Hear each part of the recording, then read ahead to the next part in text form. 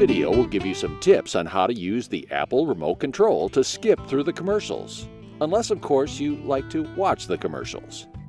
Keep in mind that there are some channels that do not let you skip commercials. However, most do, and we're going to show you how easy it is to do it.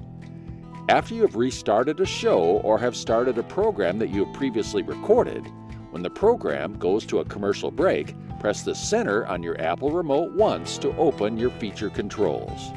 Press the top of your remote ring to highlight the progress bar. Then, by tapping the right side of your remote ring one time, your program will move forward in 30-second increments. Each thumbnail, as you see here, equals 30 seconds. So, if a program commercial break is 4 minutes long, after 8 thumbnails, your program will be back from the commercial break.